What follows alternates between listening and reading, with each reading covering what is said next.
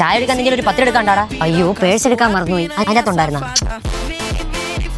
എന്താ ചൂടൻ ചായക്കടയിൽ എന്തുണ്ട്? ചായ ഉണ്ട്. എനിക്ക് ഒരു ചായ. Sir hello.